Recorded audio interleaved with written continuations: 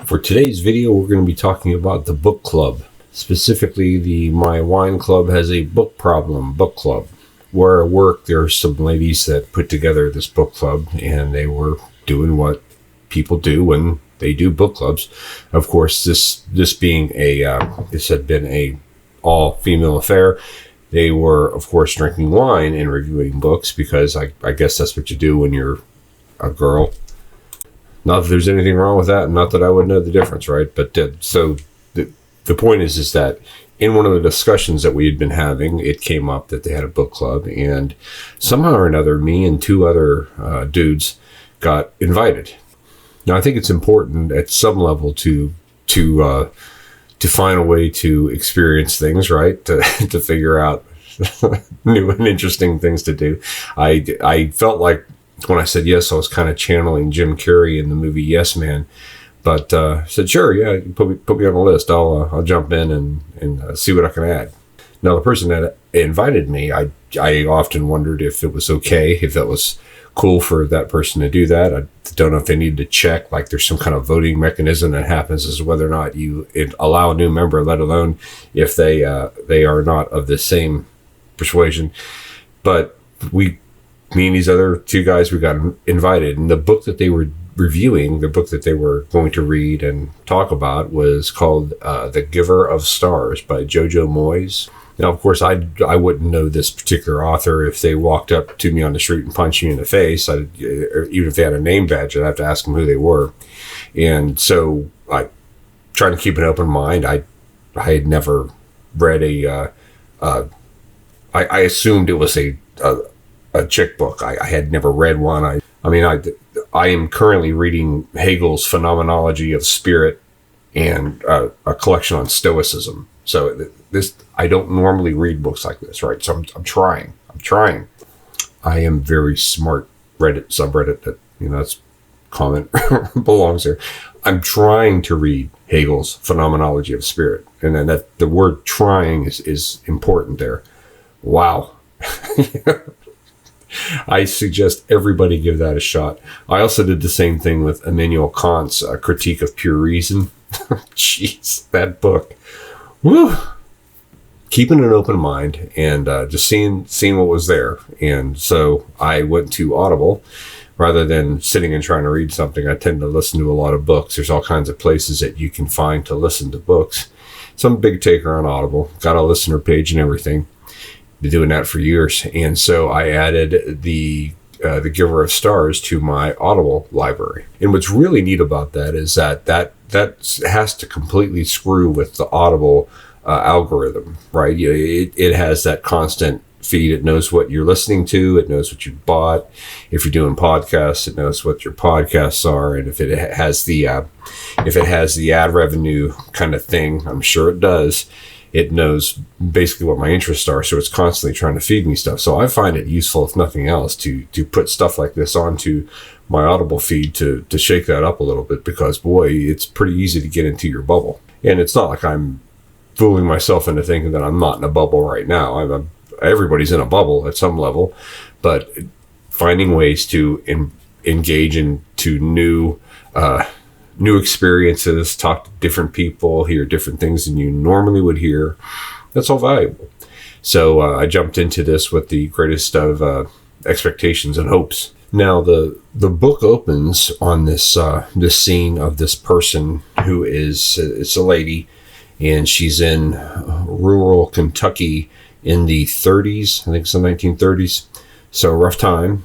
Kind of a rough area of the country, and it's kind of focused on the hillbilly, the miner people that live in the hills of Kentucky. Most of them work in the mines and do a little bit of farming. Of course, you can imagine it's a highly rural area, and so it opens on this scene with this person who is a librarian, this pack horse librarian. And what they would do is they had a library. They would gather books into their saddlebags, and they would ride up into the hills in Kentucky and essentially swap out books with these families that were living up there. The families that didn't necessarily get off the mountain a whole lot. So this was apparently a real thing that happened back at that time. One of the New Deal programs or something, or an offshoot of the New Deal program. And so this was one of those people. This was one of those people taking these books up for these impoverished families so that they could increase their education. So the scene is in winter. The person is it's a female. You're in the hills of rural Kentucky. It's basically wilderness at that point. There's only so much you can expect in the 1930s in rural Kentucky, and this person runs into a person of another clan. McCullough was the person she ran into. She was the O'Hares. So there's this O'Hares-McCullough feud that went back a couple years, and so there's this Hatfield-McCoy's kind of thing, and she's. I think she's the final surviving daughter of the O'Hares. And so she runs into this guy. This guy's drunk, and she doesn't have any kind of way to protect herself, and she winds up getting out of the situation. But I found it odd that there's this lady who is in rural Kentucky, in the hills, in the mountains, by herself, and she didn't have a gun. Just dumb. So that kind of made me question the direction, because of course there was this complaining about, well, that as a woman, I'm always at the mercy of some guy who's drunk, and not if you have a gun. So I guess the punchline to move on with it is that scene breaks. It's like this interlude, and then 3 months earlier, it cuts over to the other main character in the story. So you got this Marjorie O'Hare character, and this other main character, her name is Alice something or other, and she's English. And the best way I can use to describe her is vapid, kind of like the Marjorie character, because she had some sand to her. But this Alice character, just, oh man, it's like her entire battle is she's bored. Her entire story arc is bored female character, and Marjorie O'Hare is like this strong woman character who doesn't need no man and doesn't need to be married. So every character was more identity. It's like the author was replacing identity with like building an actual character. There was of course the foreign woman trying to find a place in rural Kentucky, because this Alice winds up.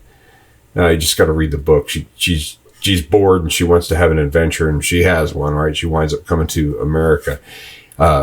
Marjorie O'Hare has abuse in her past, and she's got this lingering kind of reluctance to engage into a marriage with this fellow that likes her. There's a young girl who's crippled. She's got she had polio or something, and her leg is shorter than the others, so she suffers from that. So you got that character. You've got kind of the hickish other character that's kind of this marginal character. Of course, you've got an African American lady in there who was a professional, and she had to take care of her brother whose leg was blown off. And of course, the mine owner is this cartoonishly evil Southern gentleman kind of guy, and so all of the characters are none of the characters are enjoyable or likable. They're all just tiring. I'm sure you can I guess if you want, you can relate, and that's important. Find a way to relate to characters, and you can engage a little more in the story. So let's to put it mildly, the character development, I think, was a little bit lacking, but that didn't keep me from listening to the book, and I think that's important. Of course, I was bound and determined to get through it. I was gonna give it the old college try, make sure that I step up and do my part to engender discussions across the sexes. Is it sexes or genders? I don't know, but just develop more conversations. Learn, round yourself out, kind of thing.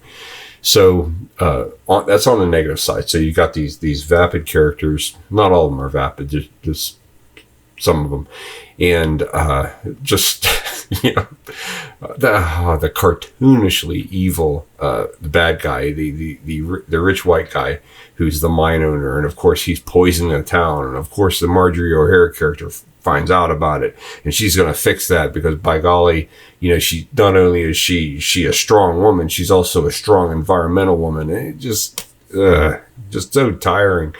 There's no virtue imputed to anybody other than the ladies, and the lady characters seem to have it's like they never think what they're doing through. So on the positive side in the book, what was compelling about it was the emotive scenes. Like this, there was of course there's death, there's joy.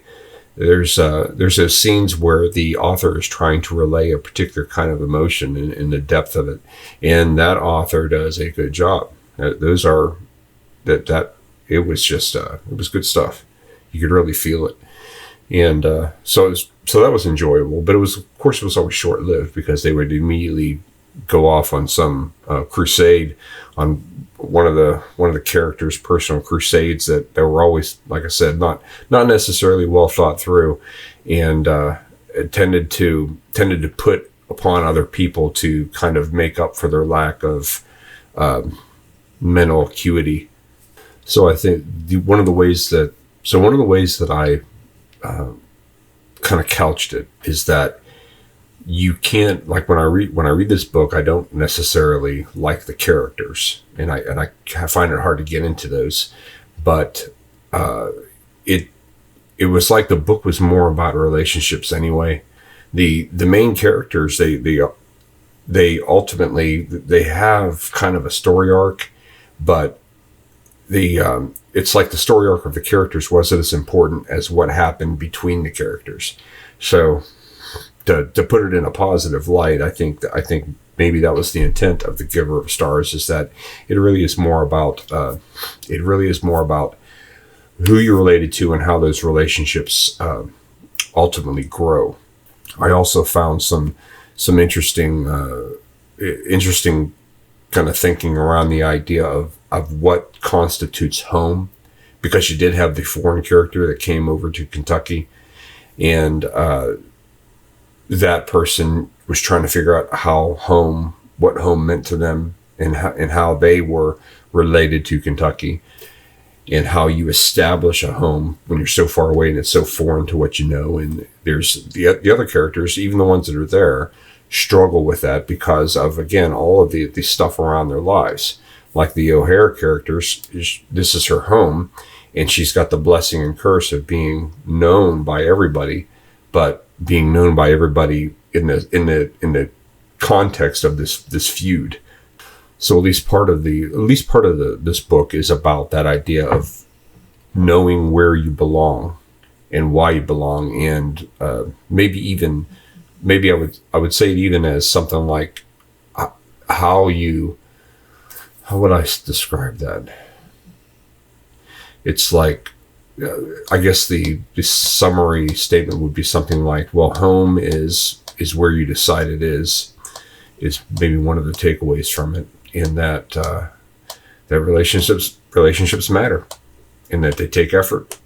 Interesting to note that Marjorie O'Hare's character does have, from my perspective at least, some kind of character arc, in that I think she experiences the most growth of the characters. You can argue that there's other people that are equally growing, but Marjorie O'Hare's character, I think, has the most profound. Probably another strong point about the book is that the author spends, well, a good deal of the book is actually about the relationship between men and women, and whereas some of it is kind of typical identity based, a lot of the stuff that we're seeing right now, there's also, I found it refreshing that the author seems to appreciate certain aspects of the masculine and the feminine that it doesn't seem like you see a whole lot of people talking about. And so I found that gratifying. I found that interesting, that there is there does appear to be an acknowledgement of that there's a difference first, and that those differences can be rich and kind of gratifying. At least when you allow yourself to experience them, they can be rich and gratifying. Let's face it, if you take any attribute, if you take any virtue, and if you push it too far, it quickly becomes not virtuous. It becomes toxic, right? And that's the same for anything. It's always that moderation that's incredibly important. And maybe that's another part of what the author was trying to get at, was where the lines are drawn in relationships, and how do you establish those? Do you just go with the fact that, yeah, you're supposed to be married, or do you really have it out with the two people that want to get married? Do you have it out early and make sure that you understand each other and where you're coming from before you get married? So it was kind of that nuance, or at least that perceived nuance between the masculine and the feminine in this book, that led me to that idea that maybe this book's really more about relationships than the individual people. There is a scene of a child being born into meager circumstances that appears to be, I thought was going to be an allegory of Christ, but the author didn't seem to take it there. It seemed to be more happenstance than anything. But I did find that kind of noteworthy to notice that this is a story that a child being born into less than optimal circumstances, and how that's not necessarily the end of the world. It's just the beginning of a story. I summarized in my email to the people in the club, I summarized that perhaps this is the best way to state it. The Giver of Stars is a gentle reminder that belonging is a choice, and sometimes our love for home is almost out of our hands. From the standpoint that I am a strong believer in this idea that God puts people in your life. He puts people in your path, and you should love those people. That's pretty important, because they're in your circle of influence, because they are part of your life. You should find a way to care and love for them, and that's one of the things you see here. One of the things that I was grateful for was that there did not seem to be the character that was pining away to be somewhere else, and they never left. They just stayed where they were, and just complained about it. Oh, that's not relevant in today's society. But there wasn't that. There were people that were incredibly open to loving where they were and letting themselves love the people around them, almost to the point of the desperation.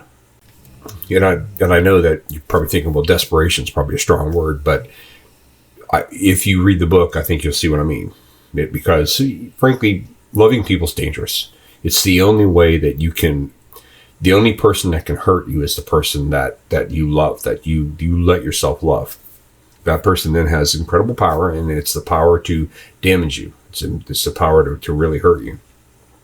So loving people is incredibly perilous work, and we shouldn't forget that when we're trying to go about it ourselves. One other thing about the book that I think was noteworthy is the idea that there is this conflict that's established with other characters, and that conflict, of course, has a resolution, which is good. I can imagine there are books out there that don't understand that you should resolve conflict, but this book does.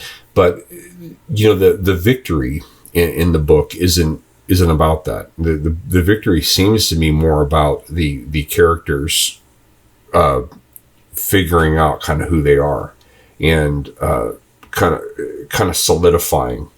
And it's particularly compelling that they seem to solidify where they are, rather than some other thing. There's not like this.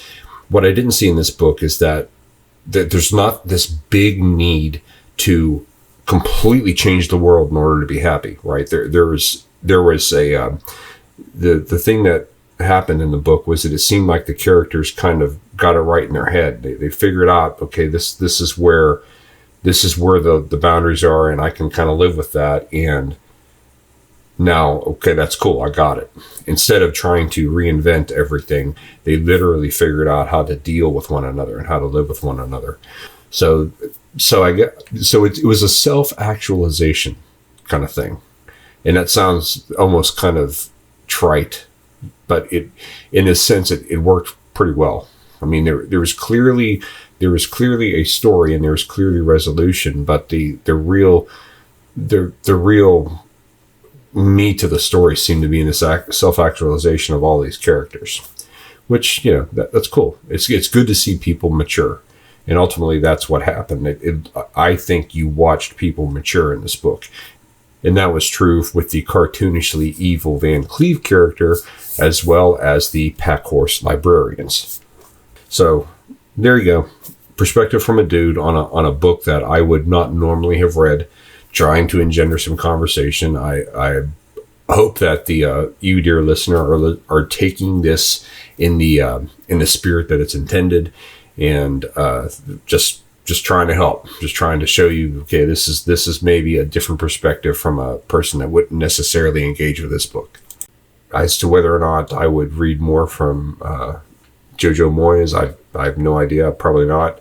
Not my typical fare. That did come up, but because I did send the book club, I sent them my thoughts in an email that, okay, this is what I was on call, and here you go. This is what I thought. Perspective from a dude, and at least one person appreciated that.